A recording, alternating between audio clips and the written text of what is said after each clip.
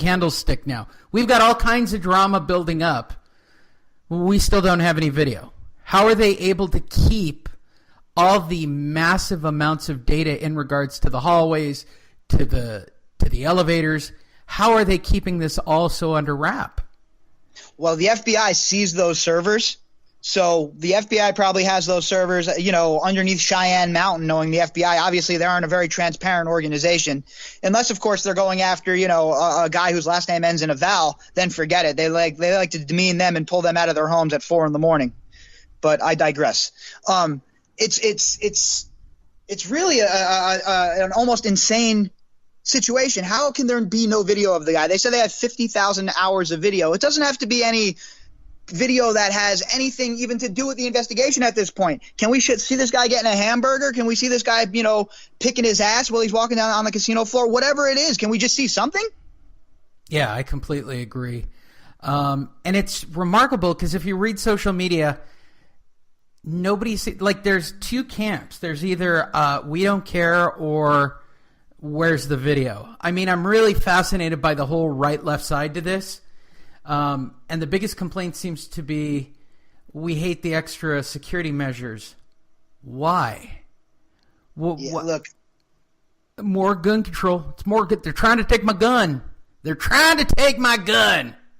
The way I look at it is this. If a private business wants to have more security, then that's fine. That's their choice. It's they private own that property, business. for God's sakes. It's $1 billion corporation. If they look, I don't even know how much of this isn't just MGM trying to keep this shit in control.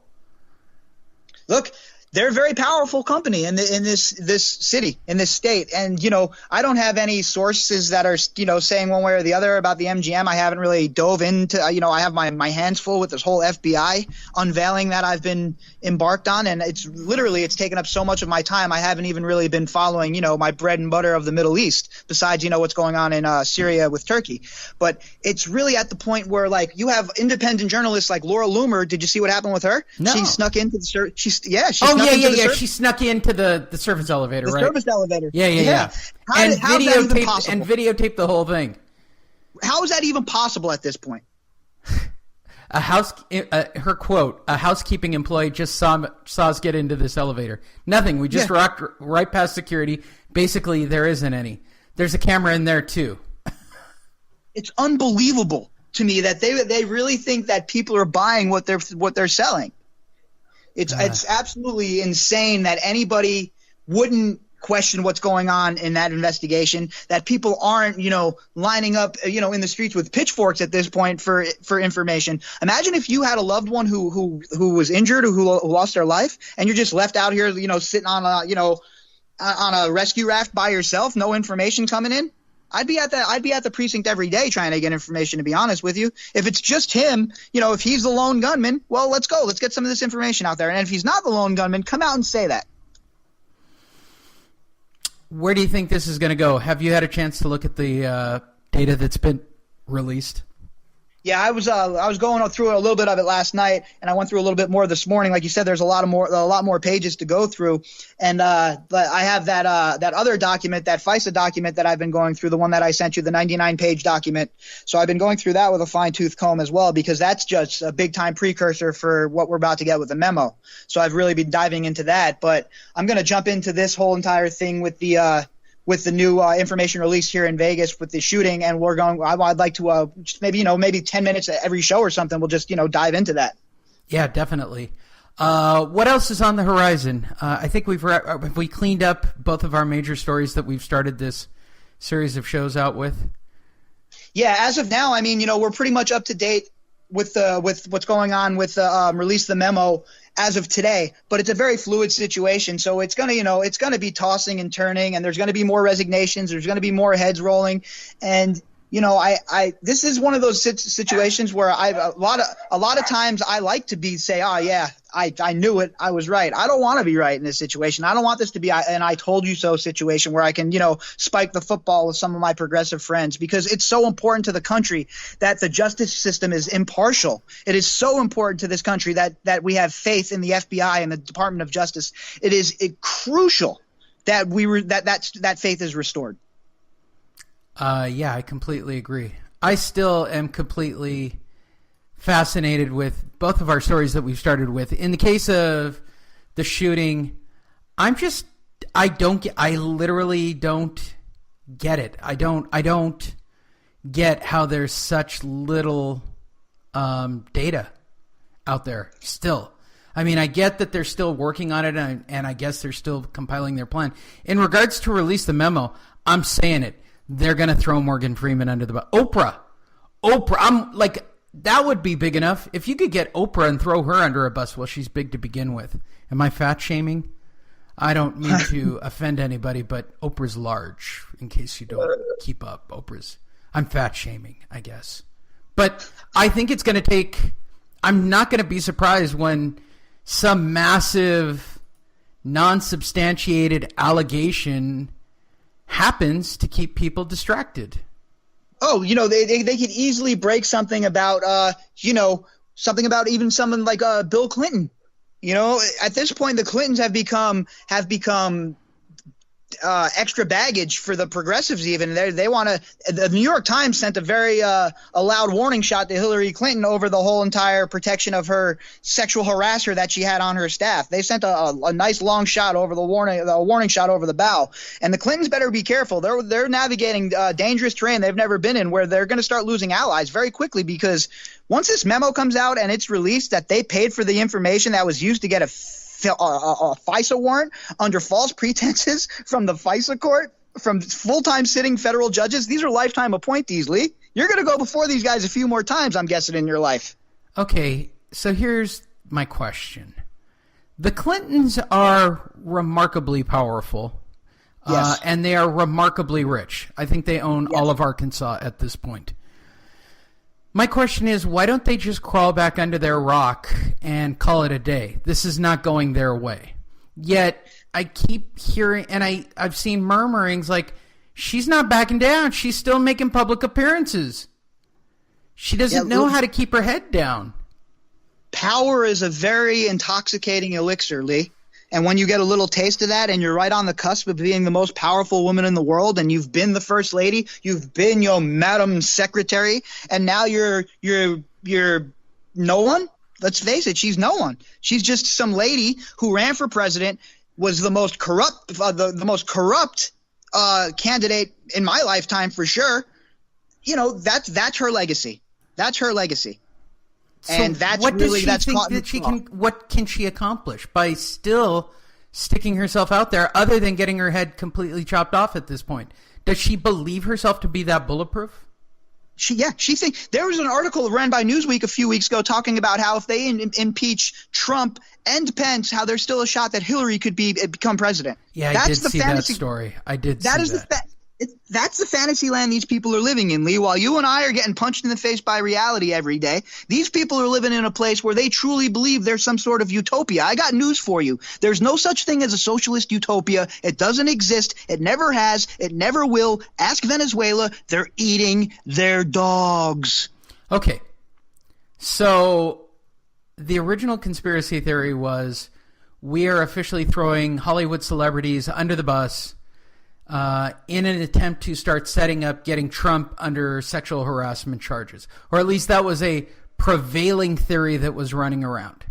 Yeah, that was definitely something that was thrown around. And you know what? It was a very shrewd attempt. And so now that they've stirred the hornet's nest, the memo has surfaced.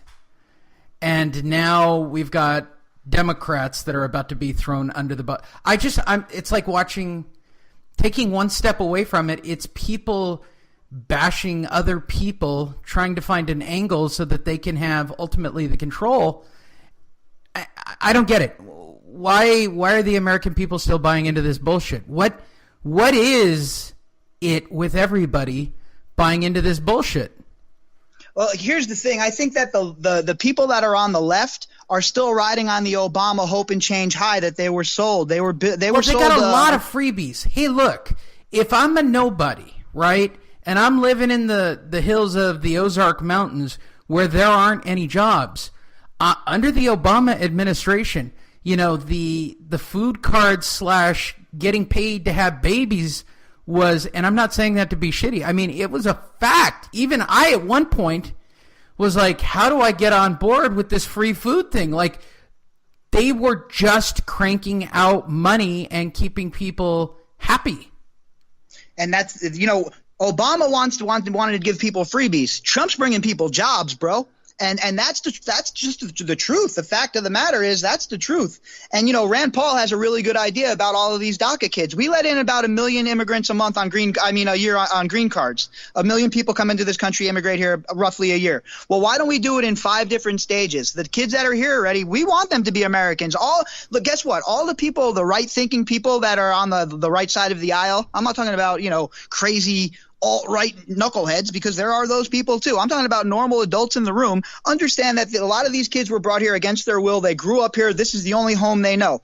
So why don't we, 200,000 of those kids a year, get put into the immigration coming into this country where we have the million, so we only have 800,000 coming in from outside of the country, and we repatriate the ones that are here already, and we just add that in, and we do it in a 5-year span. Why can't we start at something like that and then work to the things we don't agree with? The problem is it's a zero-sum game for political points now with these kids from DACA, and it's a shame. They've been turned into a political football, and I hate to say it, but it's by the Democrats. Obama should have never granted them amnesty with an executive order. It should have been brought before Congress, and there should have been a vote. That way these kids could have had serious protection under the Constitution. All right, what's next? So let's see. We've got everybody in Hollywood is being thrown under the bus to set up Trump. The Republican side has salvoed back with a memo.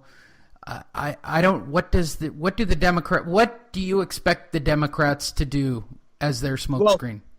The first thing they're going to do is they're going to rush this memo that they all of a sudden have produced from Adam Shifty Schiff. They're going to try and rush that out for public consumption. But at this point, what it looks like to everybody is damage control, because we all know what has led up to this. And the crazy thing about all of this, Lee, is what they're not talking about on the news. You don't hear it on CNN, really. You don't hear it on MSNBC or even Fox. The Inspector General Horowitz is the one who found all of these text messages. And he's the one who's been internally investigating this forever. And what people don't realize also with Mr. Horowitz is he ran into all kinds of problems, all kinds of roadblocks under Eric Holder and Obama, where they took a lot of his powers away, a lot of the powers away from the Inspector General's office. And he wasn't happy about it. So now that he has his unfettered power back, and the Justice Department, meaning Jeff Sessions, isn't getting in his way, and Trump isn't getting in his way, Horowitz is really getting to the core of a lot of these things. And, a guy like Horowitz, he's a Democrat, but he's not one of these guys like we were talking about. He's not in the bag for anybody. This guy's a patriot. He's worried about his job. He's a guy that is impartial according to the law. And that's something that we need to keep an eye on too. And that's without the memo even. He has this whole entire investigation, and he's the one that's saying that they're saying McCabe is under investigation right now by the IG. And that is one of the main things that predicated him leaving as well, is the memo release. So there's a lot of different parts in motion right now. How long till I get a memo? I'm going to say within a week we have this memo. With Kelly coming out with General Kelly, obviously we know General Kelly is a no-nonsense guy. He's not the kind of guy that's out there speaking hyperbole. He's not out there bullshitting anybody. This guy's coming out. He's telling you the facts of the matter. This is a lifelong military man who lost his child in combat. This is not a man to be trifled with. This is not a man to be demeaned. This is a man that came out and said, you're going to see that memo. Donald Trump said we're going to see that memo, and it's already been voted on by the panel. So that memo will be out, public consumption. Obviously, I have no source to the White House. I don't know anybody that works for the White House or anything like that. But from all I have gathered and from the way things have, the way chips have fallen in the past, I say within a week we have that. Okay. With all of that said, what's on your radar? What's on your viewing screen? What's the next massive dilemma? I hate to be a guy that's going to dance around and rain on the parade after I just talked about how the economy's booming and this, that, the other thing. But I think we're going to have a real problem coming down the pipe soon, a challenge to the dollar with the yuan dollar instead of the petrodollar. See what's going on with that once they transfer that the money basket from the petrodollar, which it's been with Saudi Arabia forever. Once China's jumping in with Russia and they're using that yuan dollar, it could throw the whole entire system into chaos, because for people that don't understand, you can only purchase oil in dollars, American dollars. Right.